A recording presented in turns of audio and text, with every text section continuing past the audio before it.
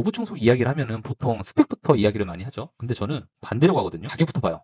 이유는 로봇 청소기는 언제부턴가 성능보다 언제 사느냐가 체감 만족도를 더 크게 좌우하거든요. 솔직히 말하면 요즘 로봇 청소기 성능은 다들 기본을 합니다. 문제는 같은 제품을 누군 200만 원에 사고 누군 150만 원에 산다는 거예요. 저는 그 차이를 먼저 없애고 싶어요. 그래서 전작 S9 맥스 V 울트라 가격부터 보겠습니다. 출고가는 184만 원이었고 사전 예약 런칭 특가는 159만 원까지 내려갔었죠. 역대 최저가는 150만 원까지 내려갔어요. 근데 이게 로보락 특성상 1년에 몇 번 안 하는 행사? 이거에 속했을 때 이 정도까지 내려가거든요. 근데 그 이후에는 평상시에 가장 많이 판매되는 가격대는 160만 원 중반대거든요. 할인을 가장 많이 하면 150만 원까지 내려간다. 이렇게 보시면 돼서 실제로는 160만 원 중반대 가격이 형성되어 있다라고 이해해 주시면 될 것 같아요. 여기까지는 그렇구나인데 진짜 중요한 거는 이 다음부터입니다. 신모델이 나오면 전작 가격은 한 번 더 꺾인다는 거거든요. 실제로는 S8 맥스 V 울트라도 S9 신모델이 나오고 나서 130만 원대까지 내려갔어요. 이게 로보락 가격 흐름의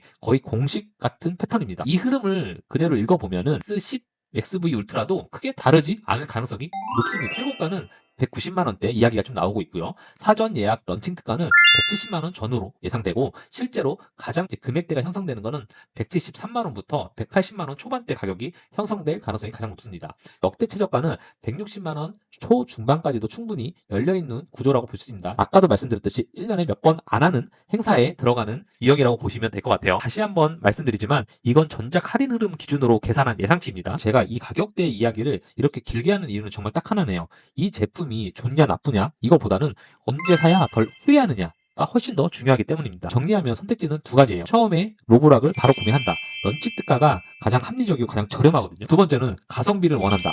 전작 S9 가격이 떨어졌을 때 잡는 것도 여전히 좋은 선택지라고 생각이 듭니다. 이 기준만 잡아도 최소 몇십만 원은 그냥 아낀다고 좀 보시면 될 거거든요. 참고로 직배수 모델도 가격 구조는 동일하다고 보시면 됩니다. 자, 그럼 이런 생각이 들 수 있겠죠. 이 돈을 낼 만한 가치가 있냐? 그래서 지금부터는 스펙표를 하나하나 좀 디테일하게 보면서 뭐가 전작 대비 좀 좋아졌는지 하나씩 좀 짚어보는 시간을 가져볼게요. 참고로 저는 로보락 S7부터 S8, S9, XV 울트라를 전부 다 써봤고 지금도 쓰고 있습니다. 스펙표만 보고 얘기하는 게 아니라 실제로 체감될지 안 될지 기준을 두고 말씀드릴게요. 먼저 흡입력입니다. 전작은 22,000 파스칼, 이번에는 35,000 파스칼로 표기되어 있습니다. 숫자로 보면은 약 1.5배 정도 올라간 건데 이게 무슨 의미가 있냐면요. 이미 S9 맥스 V 울트라도 바닥 청소는 충분했거든요. 흡입력도 만족했고요. 근데 이 흡입력의 상승은 카펫, 러그, 반려동물의 털 쪽에서 체감될 가능성이 큽니다. 고양이나 털 많이 빠지는 동물을 키우신다고 하면은 한 번 더 돌릴까 이런 고민들을 집에서 많이 할 거예요. 근데 이 차이가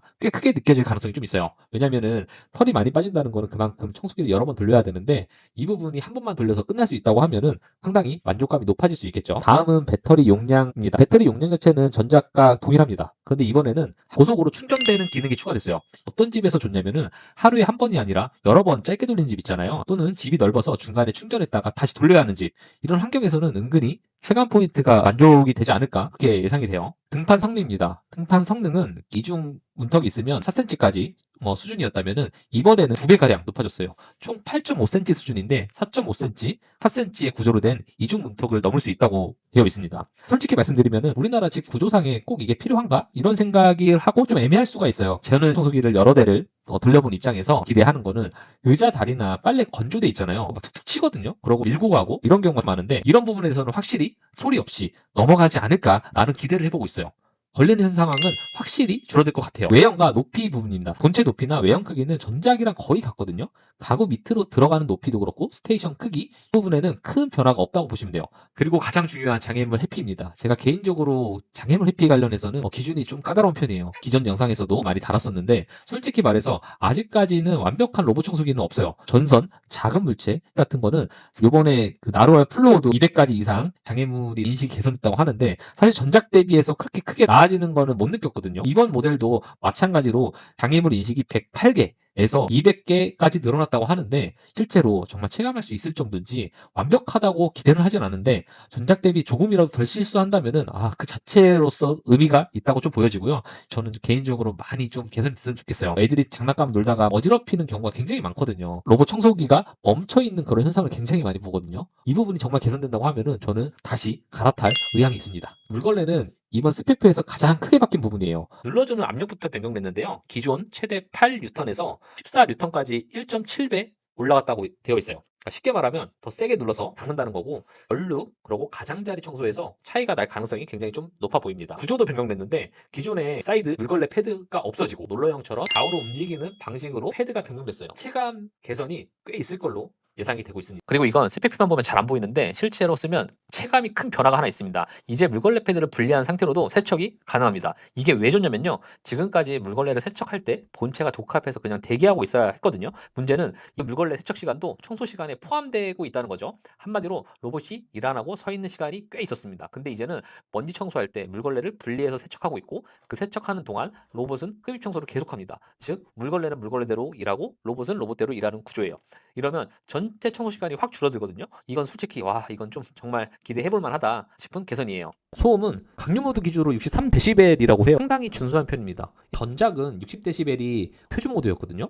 한마디로 강력 모드도 밤에 돌려도 크게 부담될 정도가 아니라고 보시면 돼요. 굉장히 개선됐죠. 이거 정말 아쉬웠던 부분. 이건 좀 말하고 싶었는데, 우선 로보락은 전반적으로 성능은 굉장히 좋거든요. 근데 타사 대비해서 관리 포인트가 생각보다 손이 조금 많이 가요. 특히 도크에 있는 이제 세척판, 이제 분리 안 되는 구조. 이게 기존이랑 거의 동일하다고 해요. 이번에 정말 개선되기를 누구보다 바랬는데 개인적으로 아쉽습니다. 이게 구조 특성상 세척 브러쉬도 교체를 해줘야 되고, 안에 내부도 청소해줘야 되고, 세척판도 물때도 많이 끼고 더러워지거든요. 오래 쓰다 보면은 뭉쳐가지고서 세척해도 안 돼요. 또 교체를 해줘야 돼요. 그러니까 이런 소모품 교체 비용도 또 나간다는 거. 정품을 사면 좀 비싼데 그 호환품을 저렴하게 구매할 수 있는 방법도 있어요. 호환품 관련돼서 댓글에 남겨놓을 테니까 필요하신 분들은 5분의 1 가격에 저렴한 금액에 구매가 가능하거든요. 참고해 주시면 좋을 것 같고, 다시 이어서 얘기하자면 이 부분이 정말 개인적으로 좀 많이 아쉬워요. 개선을 좀 해줬으면 좋겠어요. 다만 한 가지 좀 좋은 소식은 슬림 모델 있잖아요. 회전형 물걸레는 이게 좀 변화가 됐네요. 드림이랑 에코백스처럼 좀 편하게 세척할 수 있는 구조니까 관리를 편하게 가져가시고 싶으신 분들은 회전형 물걸레를 좀 택해주면 좀 좋을 것 같아요. 자, 총 정리를 해보면 이번 모델은 모든 걸 바꾸기보다는 흡입력, 물걸레, 또 사용 편의, 이 세 가지를 중심적으로 확실히 건드린 구성 같고요. 기존에 부족했던 부분은 좀 강한 느낌. 실제 나와봐야 알겠지만 기존 시리즈를 봤을 때 체감이 어느 정도 느껴진다? 이렇게 좀 보시면 될 것 같고, 실사용하면서 장단점을 노브락 출시되자마자 구매를 해갖고 리뷰를 할 테니까 여러분 아시죠? 구독, 좋아요가 이 제작에 정말 큰 힘이 되거든요. 이런 정보 계속 올릴 거니까 여러분 구독 반드시 좀 부탁드려요. 네, 이상으로 마무리하겠습니다. 다음 영상에 또 봬요.